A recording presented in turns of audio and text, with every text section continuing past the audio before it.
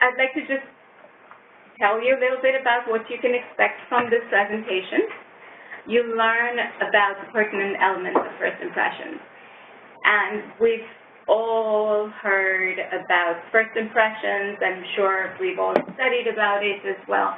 I'd like to get your opinions on it, but certainly you'll understand what all elements are involved in first impressions. And we'll talk about all aspects of your personal presentation. So it can be broken down. So carrying your first impressions forward into your interactions, into your personal presentations, how you interact, how you lead, how you connect with people. You'll pick that all, you'll get tips from here.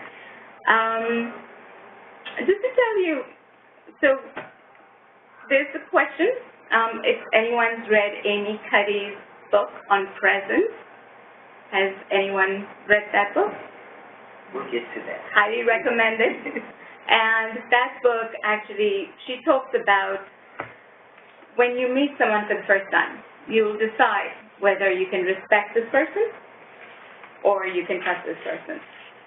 So here comes my poll, my first poll. What is more important? What matters more in your professional setting? Is it the fact that you're perceived as competent, or you're perceived as trustworthy, or that you're warm and likable, or is it a combination of both? So if you could respond to the poll.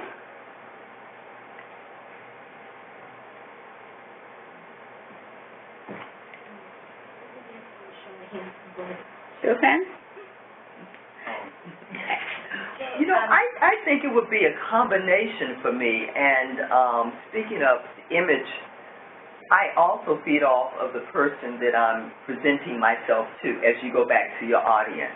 Mm-hmm. Whether it's one person or a group of people, I can imagine your presentation, you look around the room and you see all of us, and you see you can feel exactly what our level of understanding. Mm-hmm. And that will be tied to maybe our experience in this field. Mm-hmm. You can see we're here to learn, of course. Mm-hmm. And how capable are we of taking this information and applying it to our experience and skill set? Okay. That, kind of rounds it out a bit. Okay. And conversely, when you looked at me, I'm here to present on a topic about, I claim to be an image consultant, so am I competent, or can you trust me? Do you have confidence in me? Do you feel like I have your back, if you will? Did anyone think of that? Would anyone, when you're thinking about the connection you made with me when you first walked in here, conversely, when you meet someone new within your organization, when you start to go to a new department, you go and you're presenting to a new audience, you have someone new in the audience. What do you feel you're looking for? Or when you're interviewing someone new to bring on board? They would need to communicate with you for a while before you can really, truly assess that, unless you're just going based on, a look or a feeling. Mm-hmm. And it's a very good point. We all make a decision about every person we set our eyes on within a 1/10 of a second.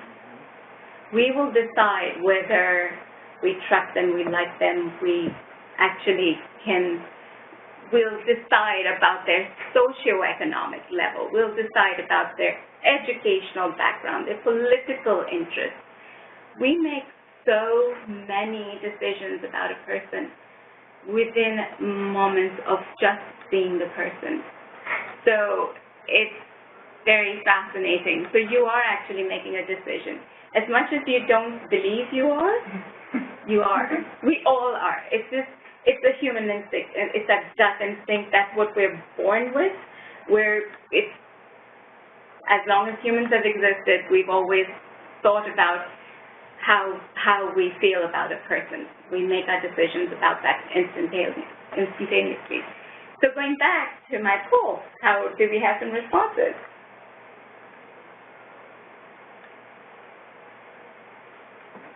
It shifts depending on the situation and the organization. And the organization? I'm not sure where the definitions or, is trustworthy always based on warm and likable? Mm-hmm. Or is it how much you present yourself as, I'm going to do what I'm told no matter what. You can trust me to be a team player regardless of what I think or regardless of what I know.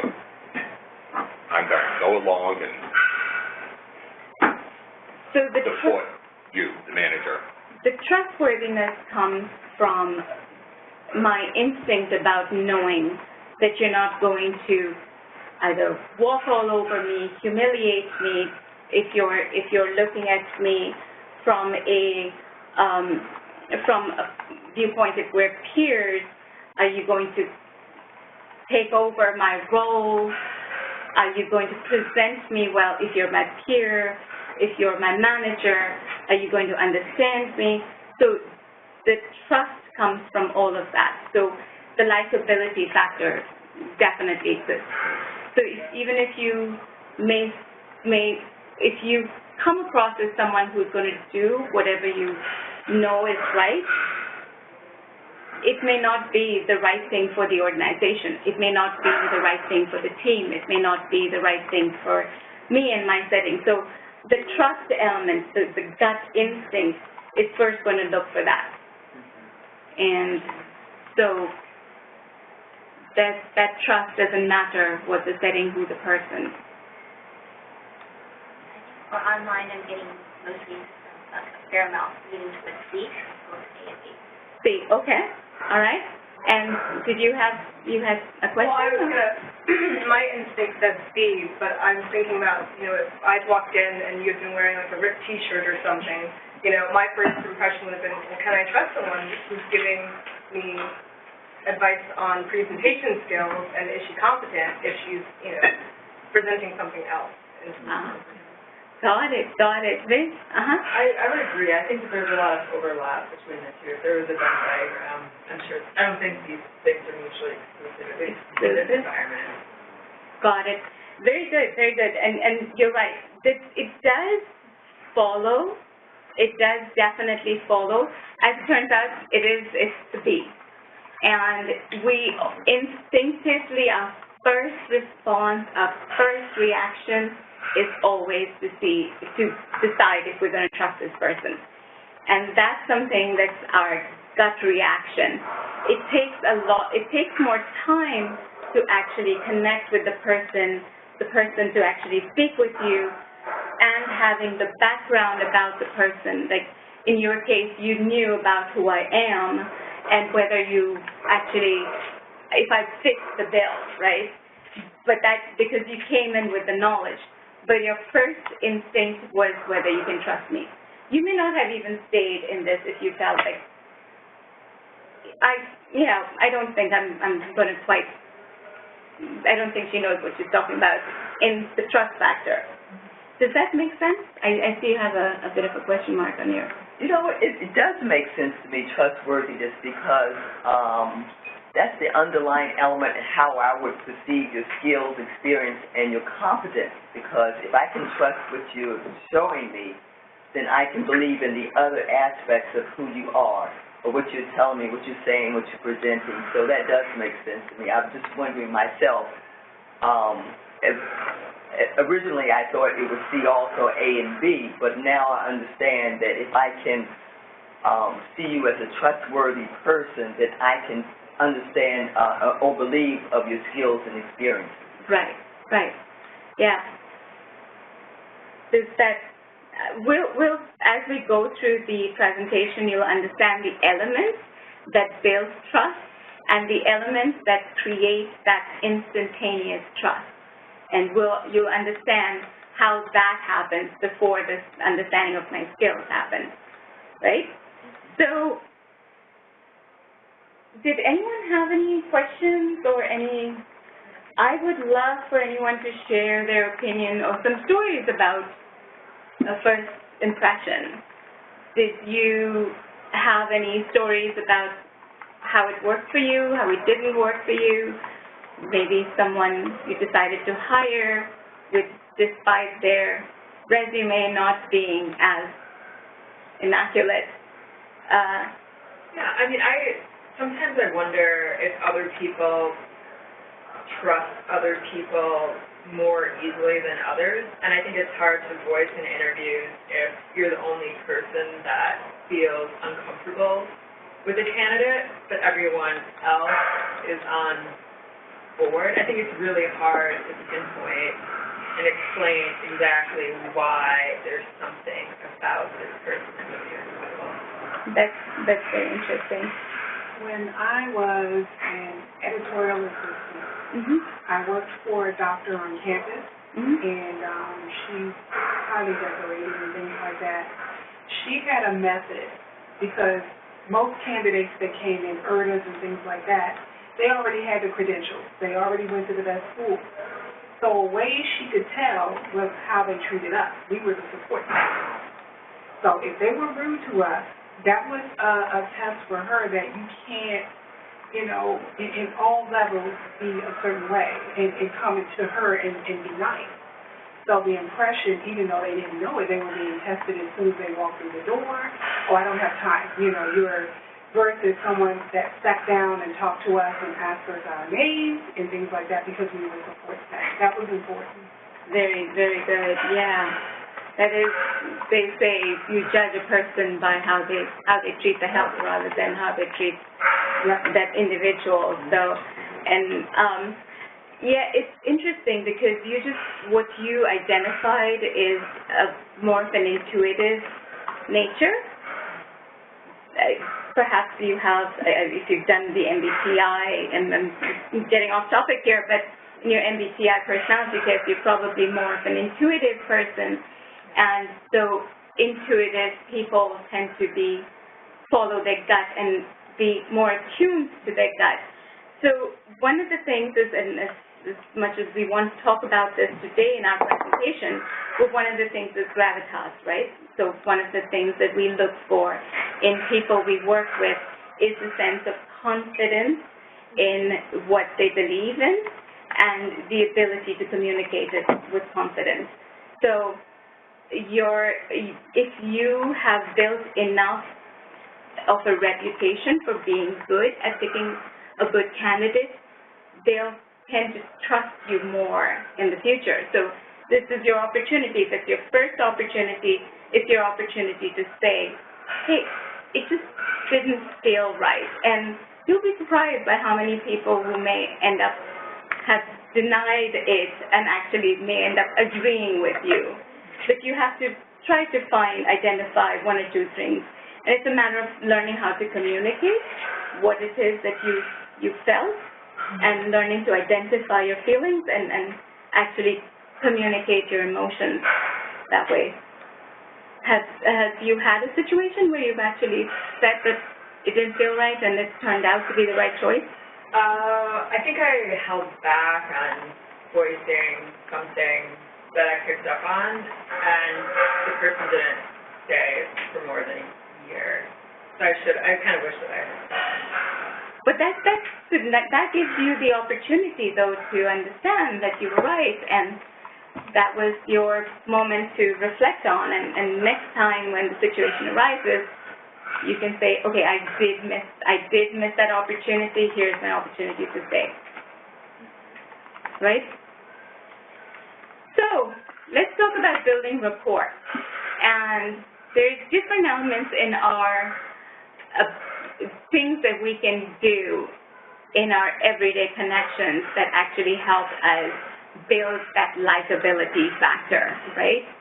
So little things that we can do in our grooming, in our smile, in our postures, in how we make eye contact, how we just even connect with people through handshakes, and our energy level. People cue up on how they feel comfortable with you and whether they feel that you're likable if your energy level is either at their level or perhaps slightly higher, right?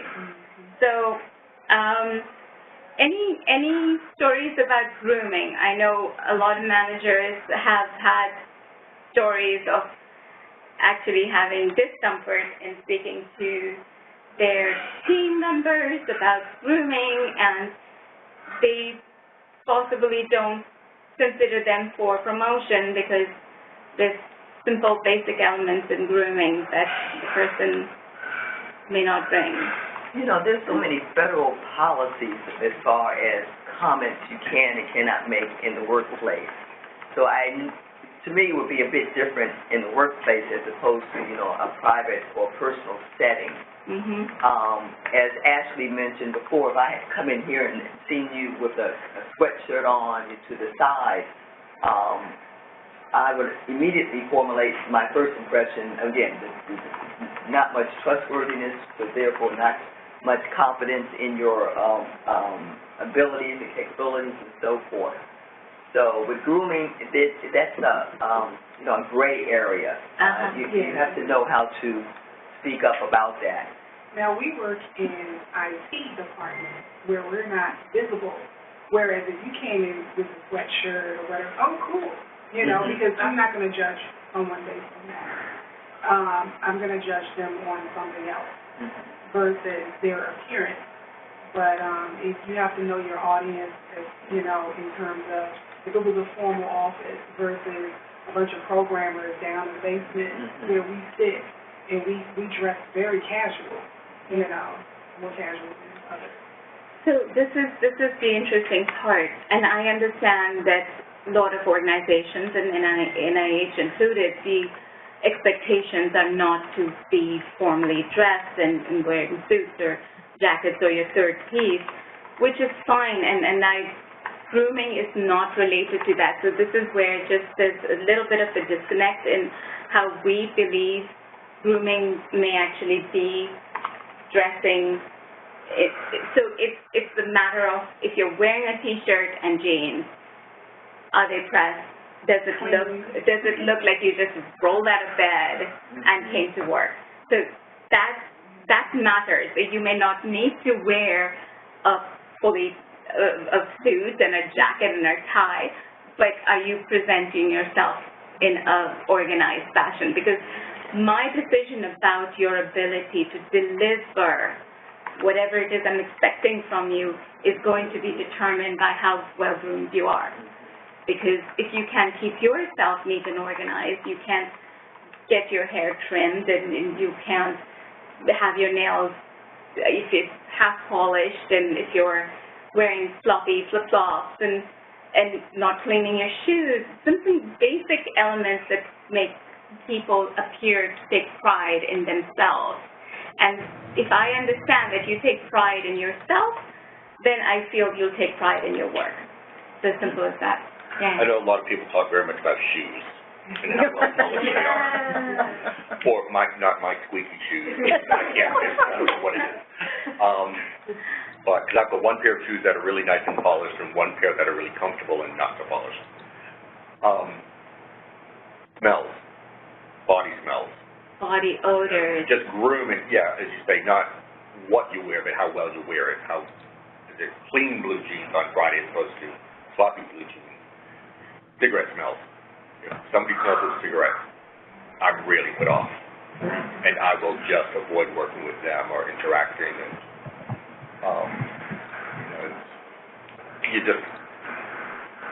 I question whether they have a sense of themselves. How self-aware are they? And that they're off-putting and that they know it. Right. I have a whole judgment around smokers. And just as you have judgment around smokers, probably many of us do as well, but someone else may have another point that bothers them more than right, but we each have something that puts us off about other people. Exactly. But that's where you understand being self-aware. Yeah. Grooming starts from self-awareness. and being conscious of what you're bringing to the room and to your peers and your colleague and person sitting at the desk next to you or someone who's at your meeting. That's really, any other stories? Got the smile there. No, there's just so many stories about that, but overall I see just being conscientious about this because, again, it goes back to the first impression, having to put myself on an optimal level with the people I'm around, the audience, and so forth. There have been many occasions when you have worked with people and that situation has been compromised. And again, it goes back, especially in a job setting, that those things have gone undisclosed by me because I felt it was in the best interest of my situation not to mention but so much. But again, it's something I have tolerated on the job. Yeah, but you may not bring that person on the team. That is correct. On your next project. That is absolutely correct. And it may just have been something as simple as the fact that they may be very competent in their role, but you have a hard time sitting around them, and you're not sure you want them with you. So there's one thing that happened. I've brought it up in other meetings, I think. There may be people who you've known for ages and worked well with, and then you realize there are a lot of people with bad hygiene issues around washing their hands after restrooms around here. And it's like, it makes me rethink my whole attitude towards someone. It's like, what is wrong with you? Around you don't wash your hands. What did your mother teach you or not? And this is the NIH. We should be aware of disease prevention. And it just makes me want, just last night I stayed late to look up posters to guerrilla tactic, the wallpaper of the men's room. But it makes you rethink people, and it's like, it can be off-putting. You know, so you question their values, you question their upbringing, you question so much about that, just a simple element about grooming. So that really leans into how much we make decisions about these little things that we all should be mindful of. You may be the most talented, the most skilled, you may be very competitive or very competent in your role, but if you don't have your grooming in place. I'm sorry, your name? Gary. Gary. So Gary is there to watch out and make you. I've moved from the 508 police to the hygiene. At least we know when those signs go up in the men's bathroom, we know who did it. I take ownership for it. Yeah. Now, if it's in the women's room, I'm not taking it. All right. So let's talk about posture. And when we're leading a meeting, now this can be, it's even just connecting with you on that first meeting, one-on-one meeting. We're meeting at a networking event. We're meeting at a social hour. We're meeting here, or we're meeting at a meeting that I'm leading or you're leading. Simple things. What do you look for, right? Simple things of relaxed posture. How frequently I'm smiling, how frequently I'm making those connections with you, right? And what are my hand gestures? When you give me feedback, and we could be having a conversation one-on-one, and am I really listening to you? Am I attentive? Am I nodding along, right? How much connection am I making? Eye-to-eye contact am I making with you, right?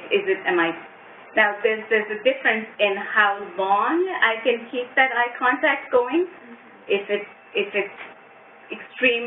without interruption, then it may feel like staring, but just know the right amount of eye contact. And typically what they say, it's great to make the eye to look at the other person's right eyes. That's something that we do instinctively anyways, but just be aware that that's how we'll make that connection rather than looking directly at trying to connect to both your eyes. If I make a connection with your right eye, that's me making a connection with you. And listening with my head tilted. So that's me being friendly, being sort of trying to connect. I'm listening, I get you.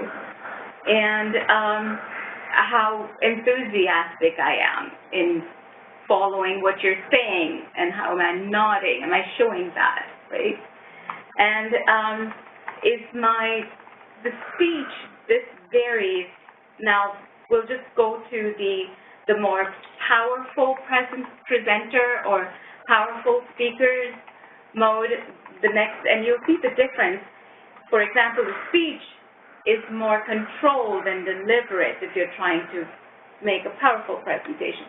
If you're trying to make a powerful point, my movements will alter in more deliberate, and I'm more still in my presentation.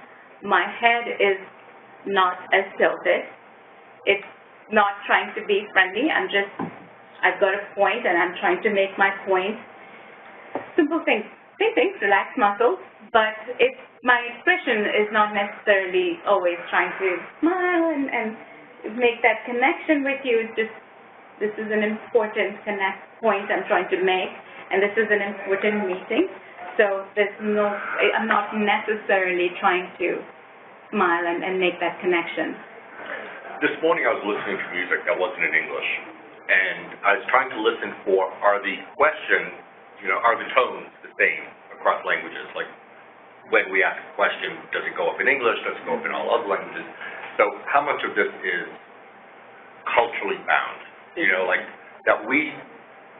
That in American general white mainstream culture, tilting one's head is listening, and looking in a certain direction implies lying.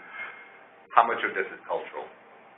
Because we are, especially at the NIH, there's such a diversity of where researchers come from and guest lecturers so how much does this generally work, and then when are the exceptions or the differences?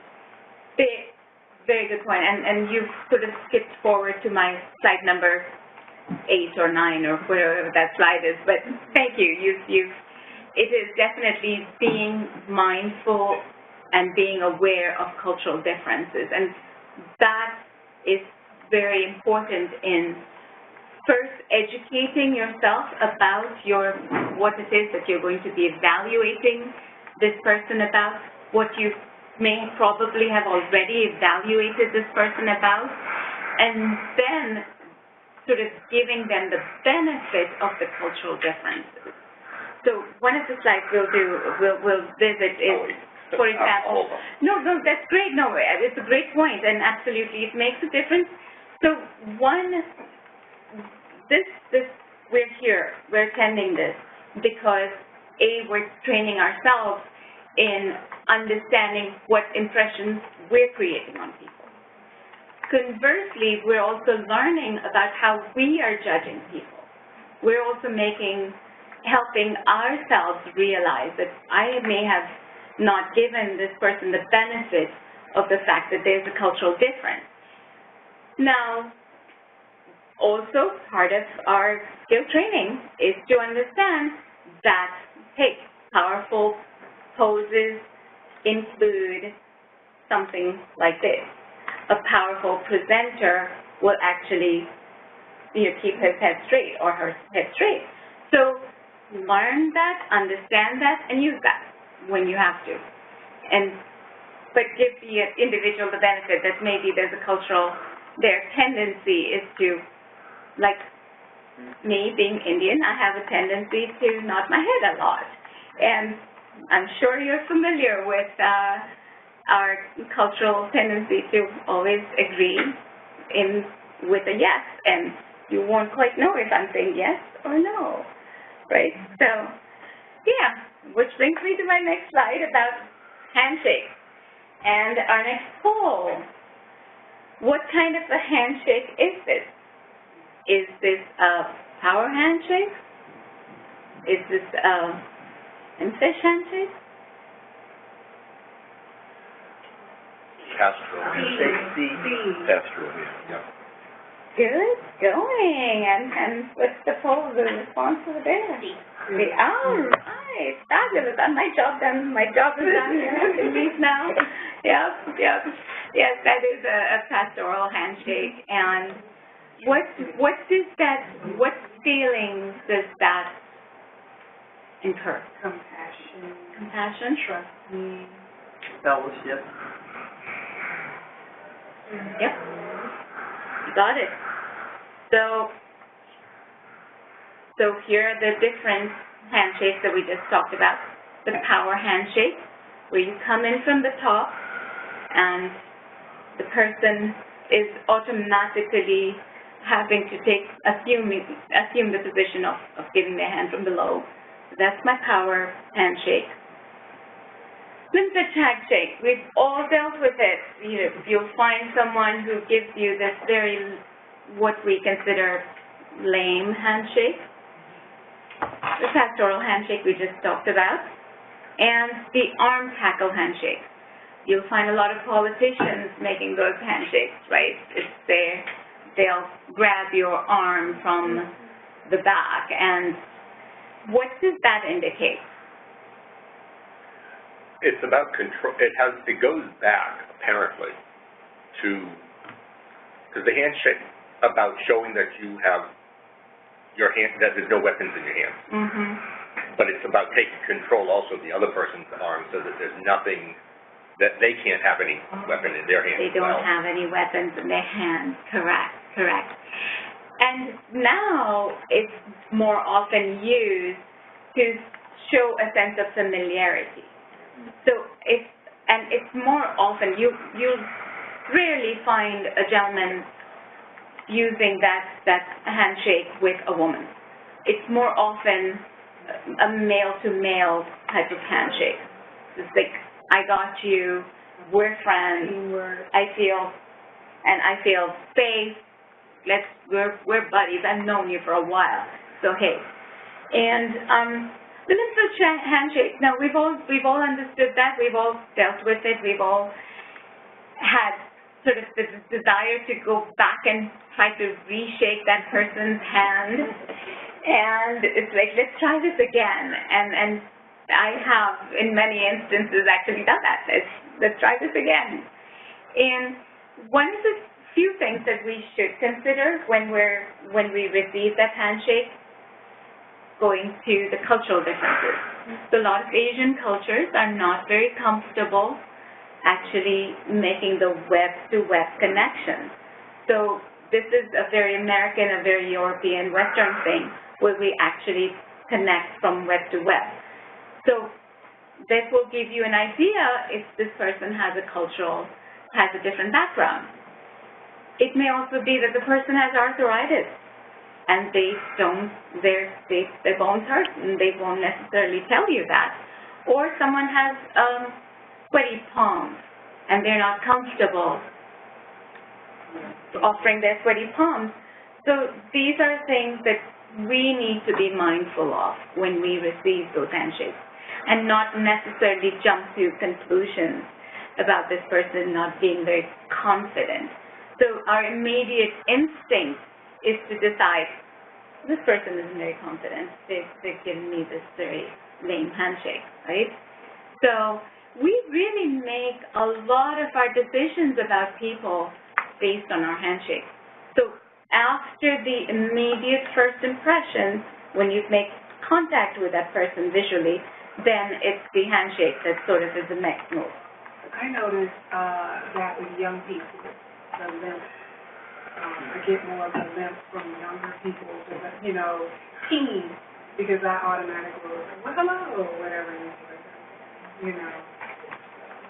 Lack of confidence. Yeah, all that goes in. Or you're too old, we don't really, and in their generation, they don't shake hands. Right. So for them, it's awkward. It is. Like they're dealing with an entirely different generation in that instance. So yeah, I always recommend parents train their kids to give a proper handshake as part of cultural connection, right? I remember listening to Vernon Jordan. You all recall he was the legal advisor to Clinton, always talk about he would designate his authority through handshake. And he said it always determined who the junior partner was in the relationship through the handshake. Yep. And what's interesting now, you can use, how do you alter a power move? When someone goes in and gives you that power handshake, how can you change the dynamic? You could turn it. You could take it and then pose. I don't know. Yeah, that's a power move, and you're getting into a power struggle. And on cap. Well, with certain people, which has worked really well, is to not respond. Right. Do not shake their hand. And that's what Burton Jordan did, because if he couldn't give the authoritative position in a handshake, he would not shake hands with you. Right? You know what's worked for me? It's putting my hand on top of the other person's hand. So, Debbie, can we try this? Pass forward. So you can come in with a power move, power handshake with your hand on top. Up. On top, exactly. So she's given me this power move. So what do I do? Instead of twisting her arm, I could just say, "Oh, this is so good to meet you, Debbie." And that works really well. Pastoral. I just changed the handshake to something where I sort of said, "Okay, you're trying to give me a power move, and I'm going to show you how you can do, how we can alter the dynamic Without arm wrestling. without arm wrestling." So try that the next time someone gives you the power handshake. And really, I can talk about handshakes for possibly the entire 1 hour. And we can demonstrate the tens of thousands types of handshakes and how we perceive people based on that, how we make connections, how we decide if we want to be friends with that person based on how they shake our hands. So just know, be mindful. Now, what is a perfect handshake? Gary, would you like to demonstrate that with me? No? I don't know. I guess it's somewhere between A and negative A. It's A is the opposite of A. It's this way. Would you like to demonstrate a perfect handshake with me?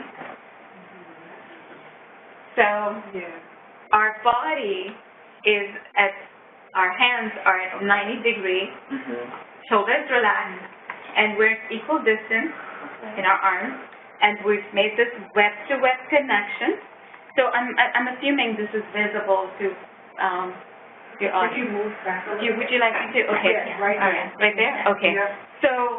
So we've made this connection, and our web-to-web connection is direct. So when I come in for a handshake, I sort of straighten my arm, I relax my shoulder, and just 2 to 3 times.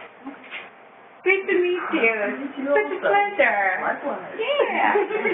So that was the perfect handshake. And let's talk about clothing color. So, explore. What clothing colors build rapport? I would say brown, but I do know that green is the color that the human eye perceives easiest. So I'm a bit undetermined at this point. Okay. I'm always impressed when I see a man in a pink dress shirt because it shows confidence. Yes. Yeah. Okay. And depending on their skin tone, it's just very striking. And so to me, that builds confidence. That communicates confidence. Okay. Anyone else? Any colors that you are inclined to feel? No? Blue I always associate with IBM, blue dress suits. So that was the corporate look. And when you say IBM, what do you mean by that? That it's a corporate look. That it's, and I kind of vacillate on what I think about uniforms. Like I think nurses and doctors are appropriate to wear uniforms. we've gotten away from it in some cases. That it is one look. And it may not be good or bad. It's identifying as, I work for this corporate model. Right. So what do you believe made them choose the color blue? Now that I don't know. Right. Trust. It's a solid, safe. There's nothing risky about navy blue. Uniformity. Yeah, uniformity, but oftentimes an organization will choose the color of the uniform to reflect their values, the organization's values. They'll choose a color that sort of tells you a little bit about what is important to them. So some nurses, some doctors' offices will wear white, some will not, and then they'll actually, some may wear pink, and it's just the organization. And if you look at their values, if they've done their homework and if they've actually built a culture around their values, then even their uniforms will actually reflect what their values are. So what's the inclination? What's everyone's response? We're still responding. Still responding? Okay. Anyone else for brown? Brown? Okay. How about you? I like blue. You like blue, okay. But, like, what I've seen is, like, in hospitals, you can see people wearing green. Sometimes when they operate, surgeons, they wear, like, a green. Yeah. Scrub and then green, nurses, depending on the hospital, it could be green or it could be blue. And then a lot of doctors, of course, white. Yeah. And in the labs, you see a lot of white. Yeah, I mean, there are different colors for different functions, right? Yes, that pediatric nurses are one color versus oncologist nurses. Whether it's just to distinguish at a distance, or if there's some or if there's some deeper meaning in what those colors are. Right. I think NIH, trying to remember the last time I was in the hospital building 10. I mean, I think we have various colors depending on the unit. How about you? Any feelings towards? Not brown. Okay. All right. And so do we have? I think a mix of green and brown. Okay, green and brown. It is green. It actually is the one that builds maximum rapport. And now what's interesting is in my line of work, I do color analysis, right? And I'm very stuck on making sure that the person doesn't just wear a blue or doesn't just wear a green. It's what fits with your color, right? What season are you? Are you a warm undertone? Are you a cool undertone? So I recognize that this really is important information for everyone to have.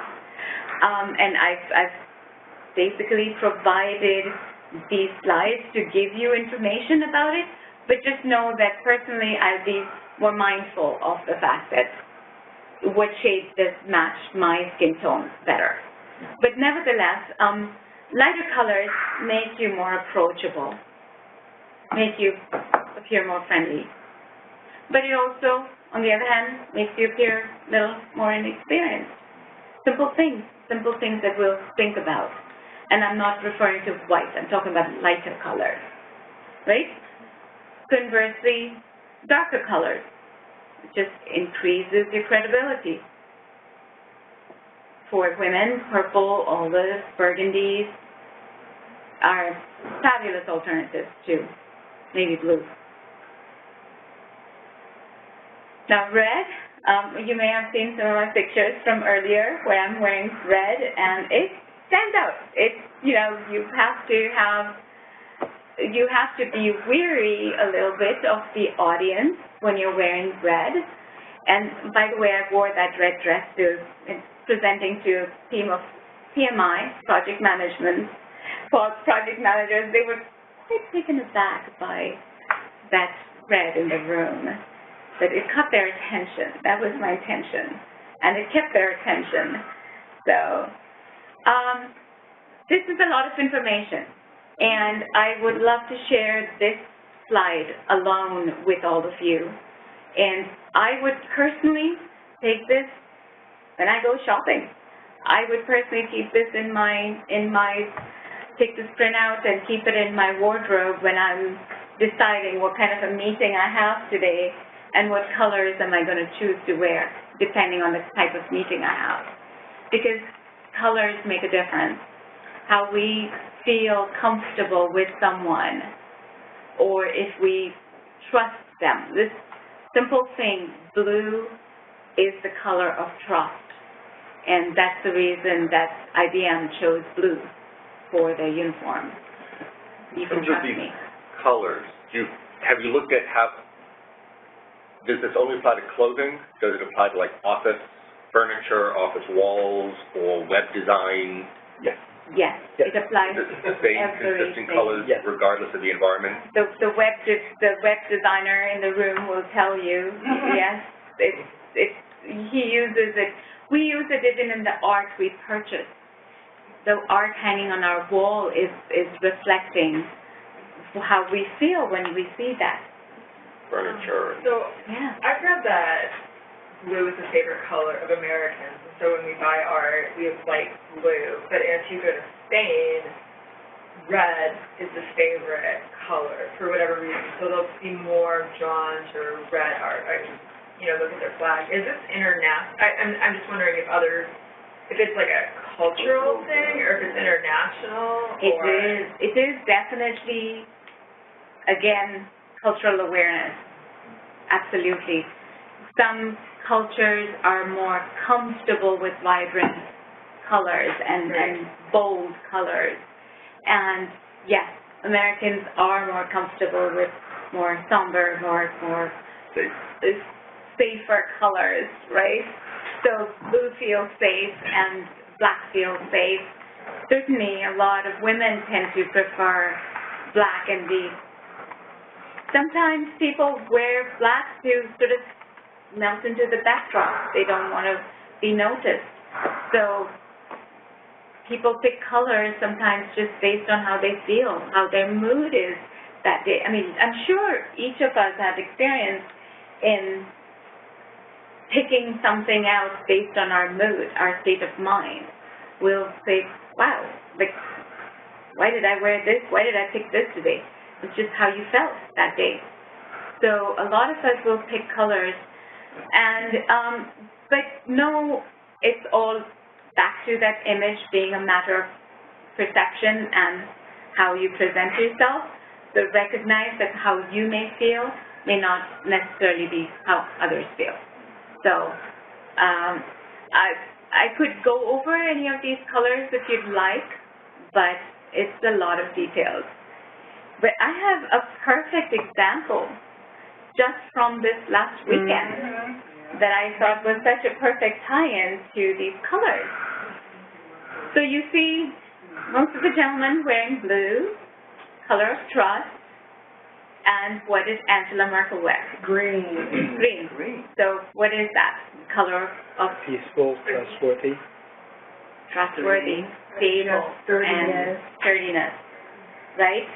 And what did the UK president wear, Prime Minister wear? Purple. A royal color.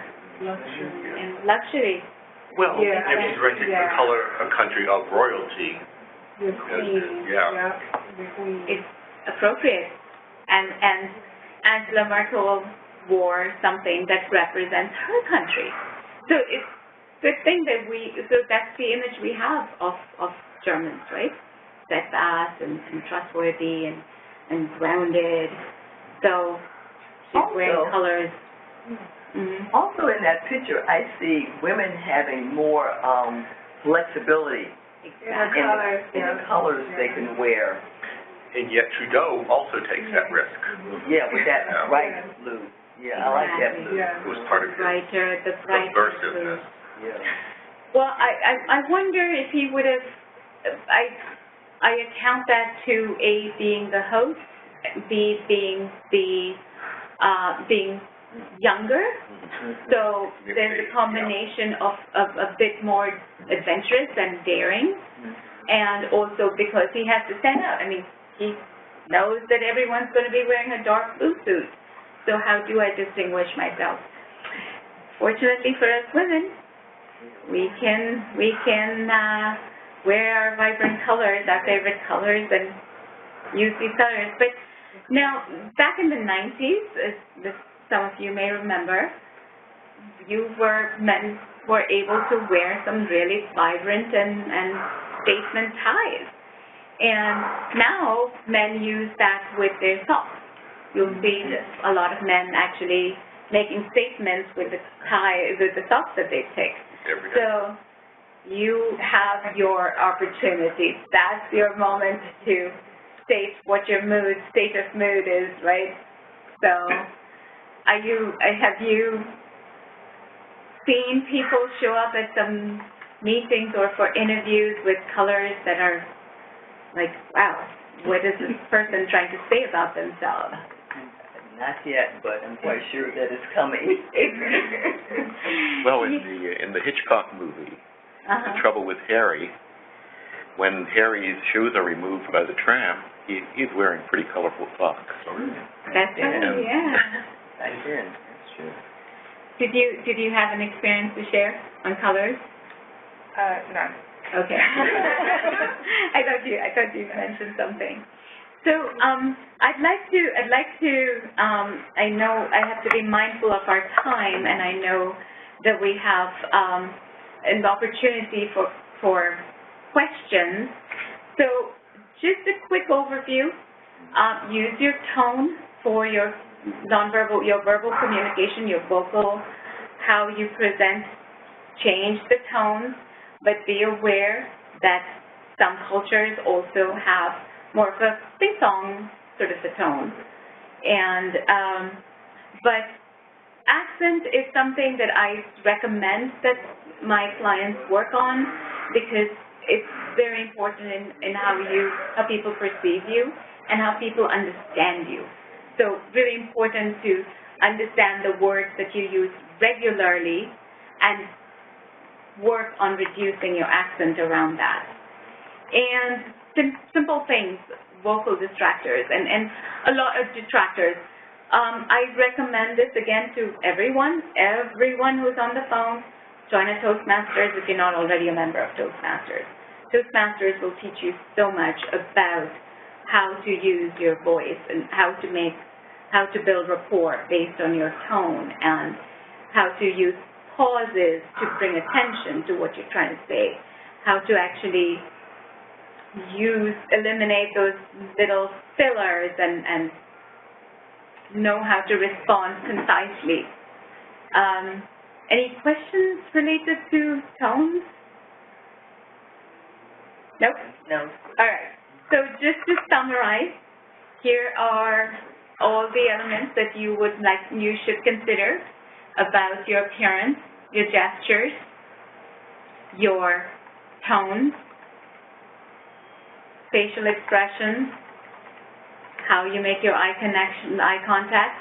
And if you'd like, I'd be happy to share this slide as well, so you can share it with the attendees.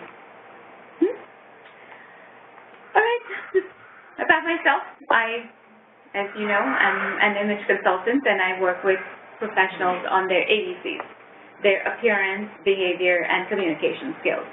So everything that we sort of reviewed, just at a very, very high level. I work with my clients going into months, depending on what their needs are. If it's just maybe their appearance package, or it may simply be that they have a problem with some accent reduction or not being able to connect with their peers. So what it is that they can do, what it is that they're not doing, what it is that they are doing, like smoking. For example, simple things, being mindful, and so I work with their team and bring in the 360-degree reviews and help them understand how they're being perceived and help them fill the gap in their personal brand. So I didn't get the opportunity to answer your question, but I don't know if we have the time for that. So, but nevertheless. But Anita, we really, really appreciate the information that you provided us. Here at the project management community meetings, we do stress getting certification credits so that we can maintain our FACT PPM, but at the same time, presentations like this teach us how we can utilize these skill sets to move ahead in our careers. So this is very valuable to our community, and we really appreciate you providing this information to us. My pleasure. It's my pleasure. And we do look forward to another presentation, and we will be providing you feedback on any feedback from our community outside and so forth. But again, thank you so much. And to our listeners, please stay tuned for the July presentation. We will be following up shortly. Thank you again. Thank you. Thank you all. Thank you. Thank you.